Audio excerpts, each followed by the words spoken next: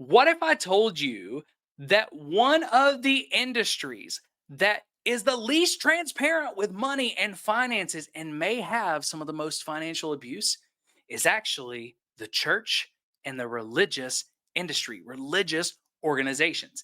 And that is some of what a recent article on the Roy's Report and from the Trinity Foundation actually talked about. And guys, I'm not saying this because I'm saying churches are bad. Churches are not bad. A lot of churches and a lot of pastors handle their finances really, really well.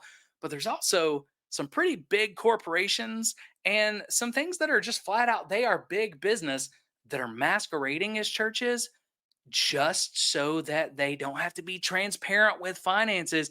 And when that kind of stuff happens, guys, it is very, very easy to have millions and billions of dollars in dark money. Money where people are donating it, but nobody knows where it goes. And that is never good because humans are going to human. We are going to make mistakes and we all need accountability. So anytime you have a church or you have a ministry or you have a nonprofit that is taking donations, I am of the belief that nonprofits need to be more transparent than for profits. And I'm also of the belief that churches need to be more transparent than regular nonprofits or businesses. Why? Because we are called to be above reproach. We're called to be that light of the world. We're called to be a city on a hill. And I think that should affect everything we do, including our finances. But I want to look at this together. I want to look at this article together. All right. And the title is Dark Money, Billions of Dollars of Ministry Assets No Longer Reported to the IRS. And you read that right. I said billions, guys. This is a massive problem. And if you're not familiar, the religion business documentary is actually coming out July 10th. It is coming out tomorrow as I'm recording this. When you watch it, it may already be out. You can go to the religionbusiness.com and you can grab it. It's going to be on there for about a month before it eventually goes to streaming and some other places. We've actually got a code in the description that you can grab. That's a code just for the church, just rep to community. It'll get you 10% off. We receive a little bit of a commission back on that, but just so you guys know, we're donating all of that to another nonprofit. We're going to donate that to a nonprofit that helps children, okay? Because we're not trying to make any money off that. I just want to invite you to watch that docu-series and have, I think, the really good conversations and the uncomfortable conversations they're going to come from it. But the religion business documentary, the reason why I bring that up is they're going to actually, I believe, talk about a lot of this stuff in that documentary because this is a huge problem. This article calls it $1 billion problem. The religion business is going to call it $1 trillion problem. And I don't know about you, but those are bigger numbers than I can wrap my head around. Okay. And I've been in church world and ministry world for a really long time. And I've seen some big numbers, I've seen some small numbers. I am the executive director and founder. The executive director, that sounds really special. I'm the volunteer executive director and founder of SAI, the Spiritual Abuse Institute, right? So I'm in the nonprofit world right now, but I'm gonna tell you, a lot of these numbers, these loopholes, these things that people are doing that are just way untransparent and sinful in a lot of ways with money, guys, it's stuff that blew my mind. But unfortunately, it's a lot more common than we think. And this article was not just on the Roy's Report, but it was by Barry Bowen. It was also on the Trinity Foundation. And a lot of these numbers come from the Trinity Foundation. But let's go ahead and let's look at this together. They said a nonprofit watchdog group, the Trinity Foundation, has identified more than 60 religious nonprofit organizations with assets totaling almost $1.8 billion that have stopped filing 990 forms with the IRS. Okay, so let's just stop right there. What is a 990 form?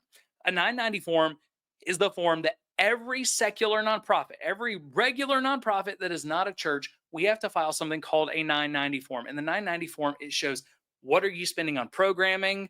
What are you bringing in overall? So people can see if you're bringing in $10 million a year, but you're only spending $1 million a year on your programs, then they can say, okay, well, basically 90 cents of every dollar is going back into management and salaries and people's pockets and stuff like that. And only, 10 cents on every dollar is actually going to helping the people I'm trying to help. That's important to know. If you flip flop it and you've got a nonprofit that says, hey, 90 cents of every dollar is going to, these programs that you're giving toward helping these people, toward accomplishing this mission, whatever it is, and only 10% is going to overhead, You're going to feel better about that. Okay. So the 990 shows you that. The 990 also shows you any employees that make over $100,000 a year in total compensation. In total compensation, we're going to talk about this here in more in just a minute. That includes things like housing allowances and compensation that's non taxable and can often be hidden. Um, and the reason why is just so you know how much are the top people in this organization being paid, are they being paid lavishly, and how many of them are making over 100,000? Because 100,000 is it's going to be more than the average a nonprofit person is going to make. So if you may have one nonprofit where it has, seven people making over $100,000, and the top wage earner is earning more than a million. That's probably going to give you some concerns. It would give me some concerns. You may have another nonprofit where one person makes $125,000 at the top, who is running this organization, has been doing it for years, and they live in an area where that's not really crazy. And you go, oh, okay, I'm totally fine with them making $125,000. But now I know there's no hidden income. Then you'll have another organization where it says nobody's making more than $100,000. Then you have organizations like ours where we literally file a special 990 for organizations that bring in less than $50,000 a year, because they just say, hey, they're making less than $50,000 a year. This or nobody's getting rich off this organization. Okay. But we still provide financial information beyond what we're asked to, so that you know where your money goes if you give to us. We want our donors to feel very confident of where their money is going, and we're not hiding anything from anybody. Okay. The 990s are essentially a tax return for nonprofits that don't file taxes. It's to let not only the government know, but it's supposed to be public.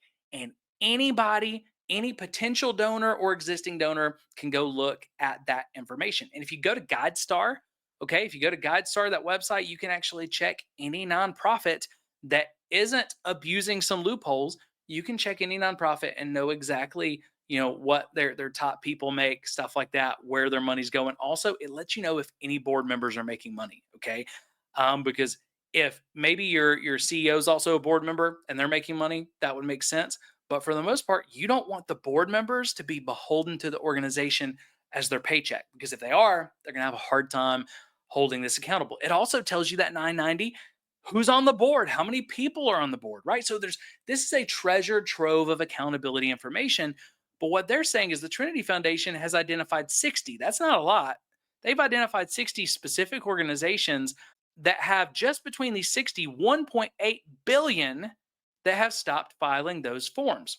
Why have they stopped filing those forms? And it actually says that Charity Navigator rates nonprofit organizations, and to tell you how like transparent they are and stuff like that, which we actually need to fill out those forms and get on there. But they deduct points if a charity spends less than 70% of what they bring in on their mission, and they should. That is really good. And they give an example here how Lindsay Ministries, that I'm not super familiar with, but they basically said the program services, the expenses that they spent on their programs toward their mission was only 55.96, about 56% of their total revenue. But at the same time, that same year, Hal Lindsay's wife made 1.238 million in compensation. So they're only spending about half of the money that comes in on what they're supposed to spend it on, yet she was making this lavish salary. It said the ministry had 23 million in assets at the end of 2023, including more than 3 million in cash. But from 2013 to 2023, Hal and his wife received 18 million in compensation from the ministry. Okay. At the same time, during those same 11 years, they only spent 1.1 million in charitable assistance to groups and individuals. So why are these 990s important? These 990s are important. Financial disclosures are important so that donors can know, is this nonprofit, so the government can know as well, is this nonprofit spending its donor money in a good way? Are they rightfully handling this donor money, or are they just putting it in people's pockets? That's very important to know. Also, just how efficient are they? Are they efficient at reaching their mission? If I give to them, is the majority of my gift going toward this mission I care about, or is the majority of the gift going toward the next car or the next boat or the next house for this person? Okay, so these are very important. So what they're saying is there are 60 of these organizations with 1.8 billion in revenue and assets that they're saying, hey, they just stopped filing 990s. So you may ask the question, Jeff, how did they stop? Is there not a penalty for that? Well, there is. If you don't file a 990 form for 2 or 3 years, I don't know, we file ours every year, but if you don't file it for like 2 or 3 years, the government is supposed to basically dissolve your nonprofit. They take away your nonprofit status, they dissolve that, and then you're treated like just a regular corporation, however you incorporated, and you got to start paying taxes just like that. You got to start filling out annual reports. You got to start doing a whole bunch of different reports and stuff like that. Now, here's the loophole though. Here's the loophole. American churches and related organizations can be classified as something called integrated auxiliaries or auxiliaries of a church. They're not required by law to disclose program service expenses or the billions of dollars of assets they have to their donors or IRS. Why? Because if you get classified as an auxiliary of a church, you now are a church. Okay, now look, SAI, Spiritual Abuse Institute, we talk about Christian things. I could easily get us reclassified as a church. And then you'd go on GuideStar and it would go, this organization does not have to fill out a 990 because they're classified as a church. I could do that. The IRS would likely approve it because there's something religious about what we do. At the same time, it would be wrong. It would be absolutely wrong. We are not a church. We said from day one, we're not a church, but we're not a church biblically. We're not a church by the IRS standpoint. We're simply not. We need to provide those 990s. More than that, though, if you go look at the Safe Church Pledge, we ask churches, you should be more transparent than secular nonprofits. So whether the government tells you you have to fill out a 990 form or not, we challenge churches, if you want to be transparent and accountable, give at minimum the same level of disclosure as a 990, even if you just put it on your website by yourself. And actually, we're challenging churches, it should be a greater level of transparency. But churches for so long have not been used to that the idea of, oh my gosh, letting anybody know who makes more than 100,000, it freaks them out, right? So we've got stair steps to get there. But guys, the church should always be more transparent than business and secular nonprofits. But now you're looking and you're saying some of these secular nonprofits, they're already 501c3s. They're already getting the benefit of that. Yet they're making decisions to become churches, to be classified as churches, so that they don't have to tell you where any of the money goes. I'll give you one example of this. I won't look at it today because I always forget what their actual name is, because a lot of these organizations also have a lot of assumed names and you got to find like the original name to go look it up. But at last check, Daystar TV with Joni Lamb, the big TV production. That's what it is. It is a television production media entertainment company, and it's a huge company. Last I checked, they were classified as a church. Anybody in their right mind knows they're not a church, but by being classified as a church, one, they can hide that money. Two, they can get perks like housing allowances and everything else. So, you may have somebody who says, well, I only make $150,000 a year, but I have a $300,000 housing allowance or something like that, right? So they're reclassifying as a church. The IRS doesn't want to jump into this, and the government does not want to be saying, because separation church and state and all that, the government doesn't want to be saying who's a church and who isn't. But this has gotten wildly out of hand, and I'm going to show you some here in just a minute. But there's a lot of organizations that they're not even close to a church, but they're calling themselves churches just so they can hide this money.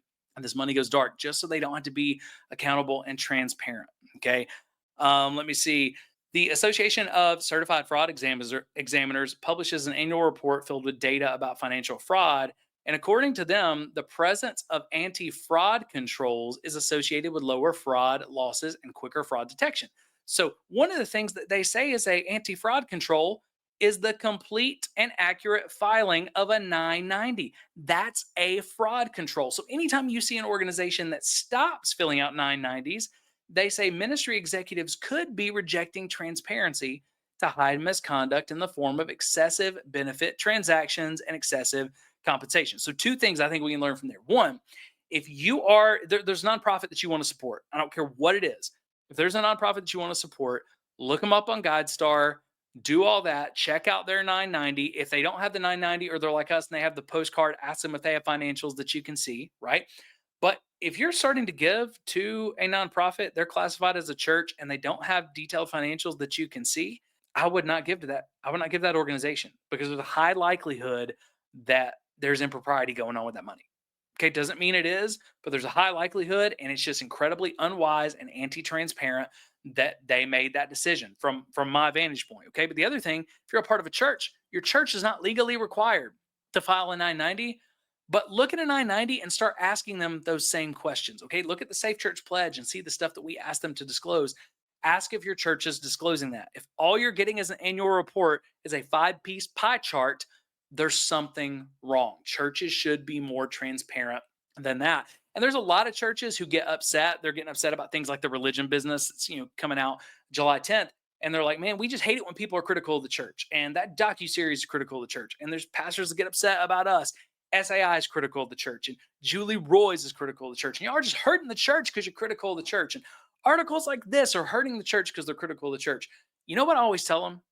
I always tell them this, if you would be transparent and accountable, the religion business documentary and articles like this wouldn't be needed because there's no story there. Oh, this church is hiding money. Actually, no, we're not. Here's all of our disclosures. Here's what everybody makes. We're good.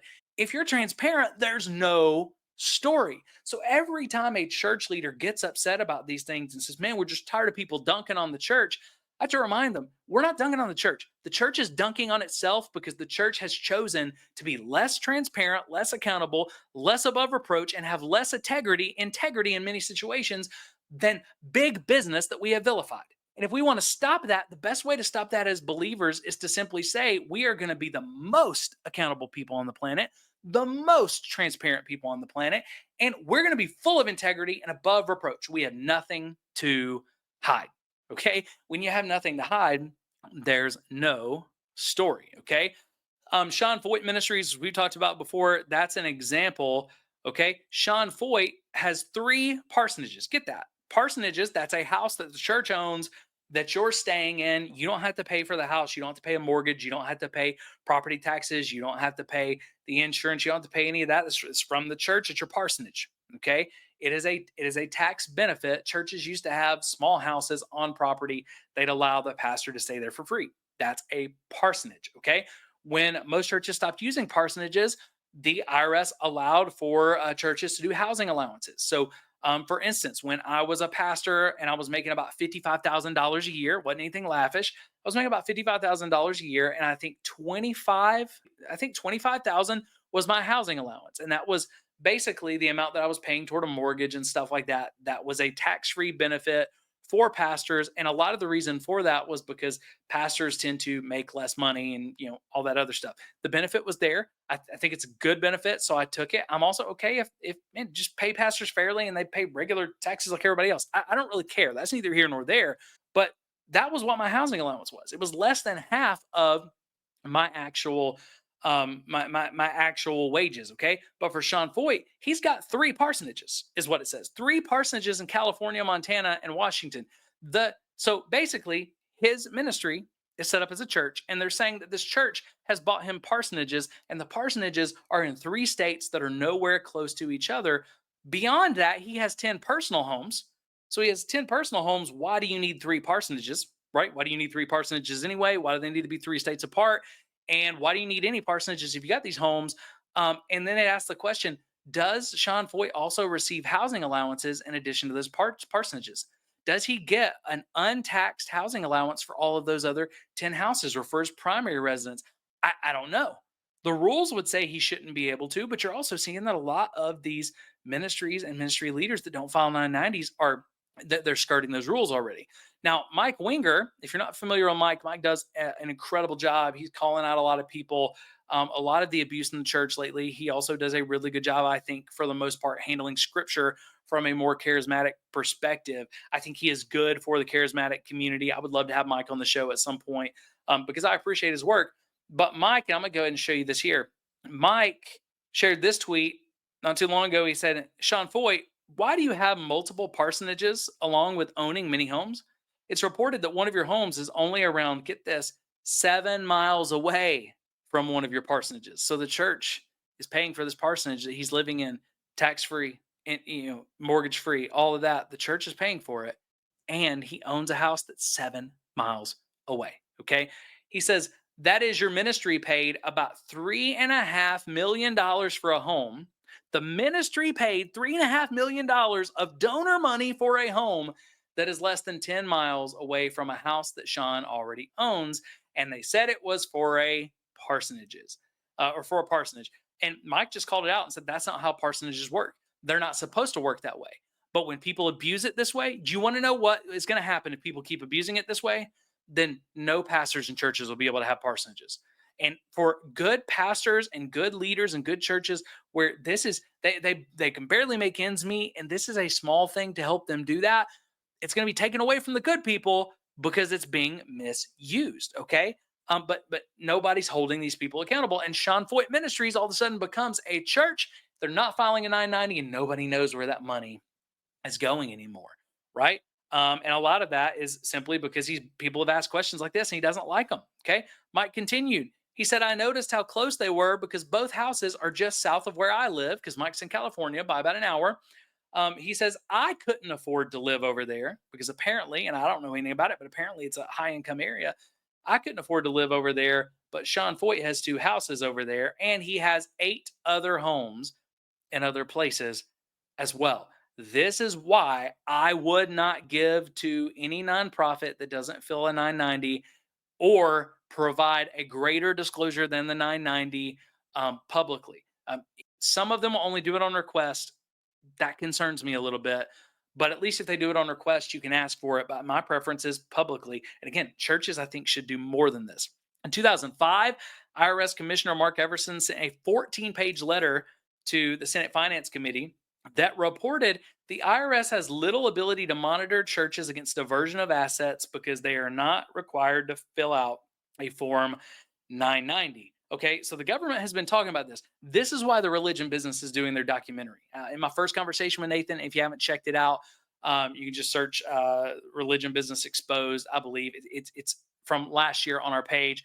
If you watch the conversation that we had with the religion business creators last week, it's linked in that description as well. I'll try to link it in this description if I can remember.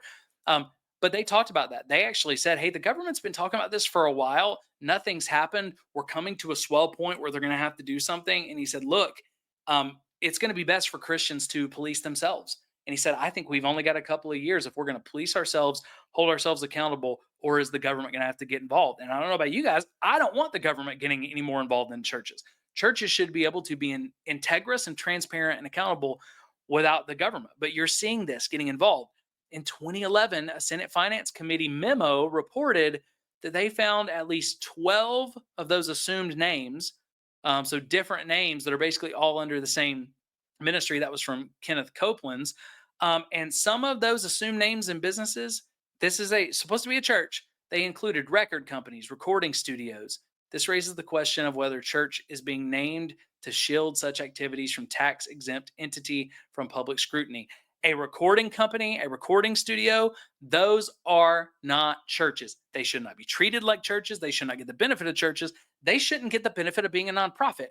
A recording studio and a record company, a TV studio like Daystar, those are businesses, for-profit corporations that should have for-profit disclosures, and they should have to pay taxes like a for-profit company because that's what that is. Okay. It goes on. It shares some places where the IRS has dropped the ball, but I'm not interested in talking about where the IRS has dropped the ball. I already don't trust the government organizations to handle money. Okay, so I understand where they've dropped the ball. And so if any organization didn't want to fill out the 990 because they didn't trust the government to do it, that's okay. Provide a better disclosure on your website, though.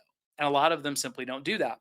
But the Evangelical Council for Financial Accountability, the ECFA, which is this was created. This is so funny, guys.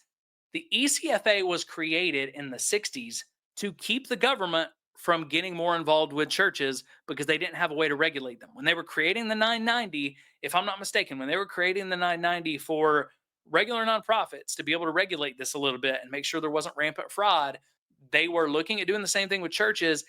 Billy Graham and some others got involved with some senators and said, we'll do our own thing. And the ECFA was born to basically stop that fraud from happening and to be the mechanism that would hold churches accountable. But here's the problem. Decades later, the ECFA has also stopped submitting 990s to the IRS. Now, good on them.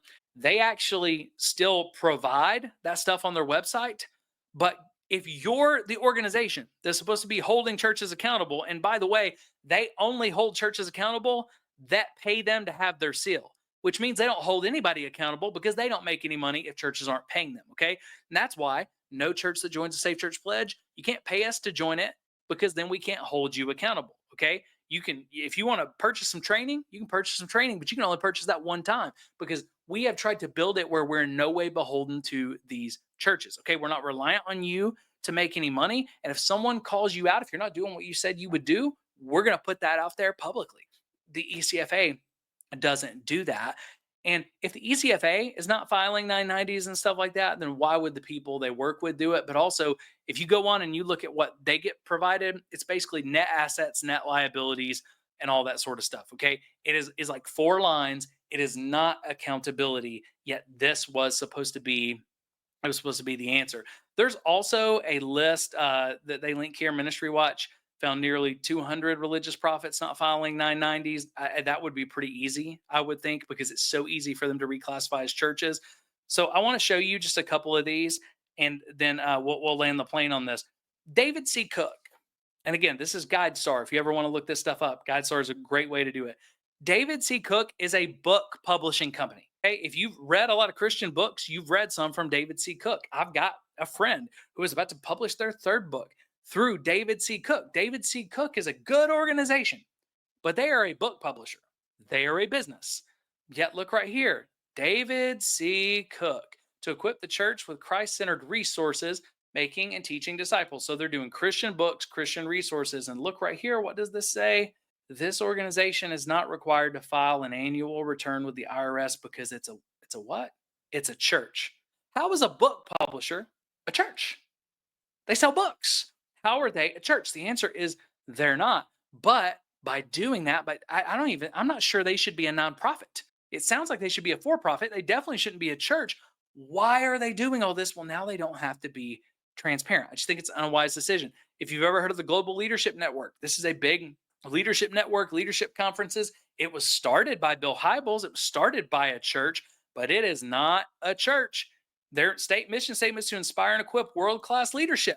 They're a leadership organization, and you have to pay big dollars to go to their events. Yet, this organization is not required to file an annual return with the IRS.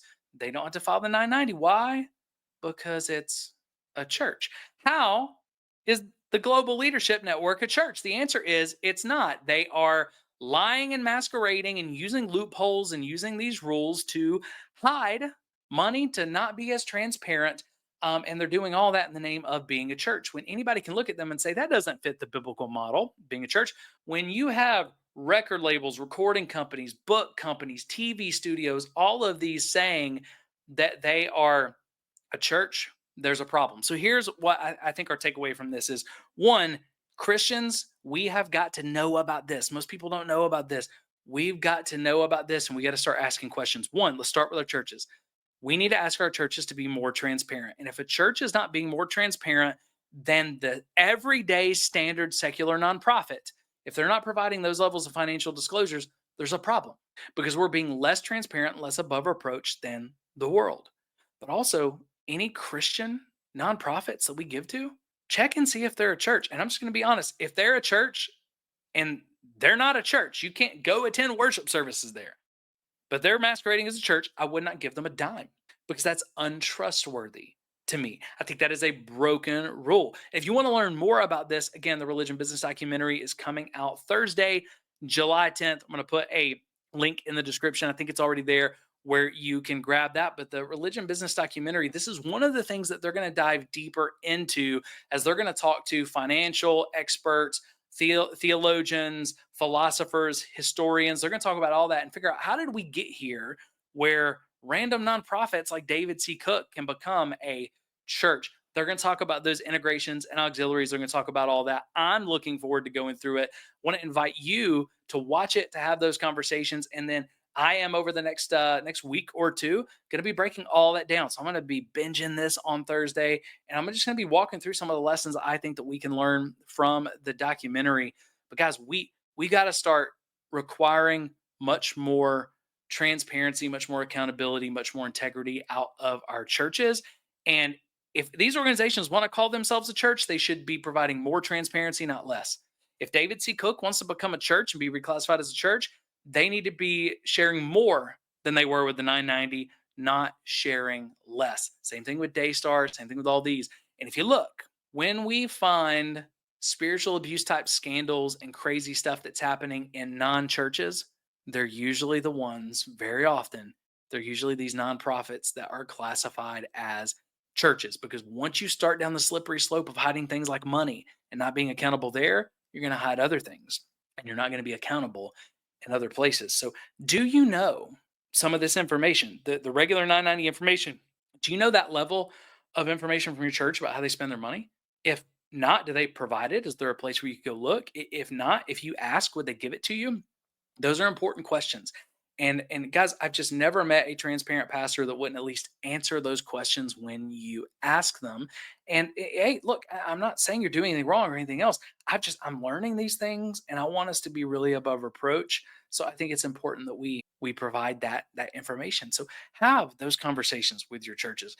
The nonprofits that you're donating to, look to that. Not only are they filing a 990, but did they provide more disclosures than that? And even with us, guys, I'll say this, like right now, we're looking at different softwares and stuff like that to help us be able to better generate reports so that we want to get to the point to where monthly, instead of a couple of times a year, we want to get to the point to where monthly we can just let everybody know exactly where we're at in detail, what program this went to, what came in, what went out, where's the money coming from, and where is it going, right? So if you're giving to a nonprofit, any nonprofits that you're giving to, ask the question, where's that money going? Am I proud of where that's money is going? And if you can't find it, just ask, because here's the thing, accountability feels uncomfortable, and it can feel uncomfortable to be asked, it can feel uncomfortable to ask, but accountability and transparency, they're always good things.